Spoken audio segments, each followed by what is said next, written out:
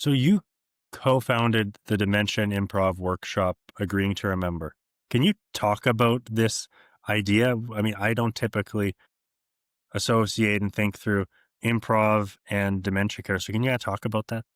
Yeah, so I have a workshop called Agreeing to Remember, and it's a dementia care improv workshop where we teach people to use improv theater skills that we teach on stage to communicate with people living with dementia. And the technique of yes and just going with someone else's, you know, presentation of their reality is essentially what we're doing in dementia care as well. So we can teach the dementia care techniques through improv in a really unique, digestible way. And honestly, it's been a while since I've done that workshop, but I essentially gifted it to my old improv theater and told them like, you guys can have this intellectual property. Like you guys can work this if, you know, you get an opportunity to teach it again somewhere, you can do it. And if I can join, I can join.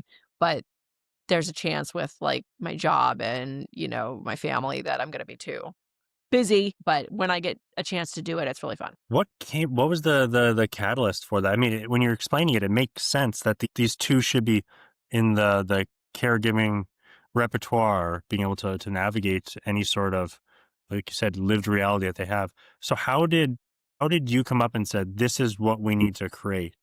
Is this tool? Like, I've been doing I've done improv for, like, 20 years, and it just made sense, like, it just kinda came to me one day. I was like, "You know what? This" there's a lot of overlap between dementia care and improv, and I wonder if I could, like, make that into a workshop. And I'm not the only person who's created a workshop like this, like, other people have done it as well, but no one to my knowledge has the amount of improv and dementia care experience I have. A lot of people who I think have started these either have, like, mostly improv experience or mostly dementia care experience, but I have decades of both. So and my co-founder, Chris, he's the same in terms of having both, a wealth of experience in both pieces of this. So I think that's helpful as well, actually being able to really apply improv and really apply dementia care knowledge. were there any specific moments or stories, or maybe an exercise that really changed that you keep thinking about as you go into communities that really sticks with you or resonates? You mean like for like in the improv side of things? Yeah, yeah. So, and maybe a person who was participating in the improv, they went through and they experienced something, and the way they talked about it, or the way they shifted their perspective, or something. I had a guy who had never he was an improviser, so he was a friend of ours, and he'd never met anybody with dementia before.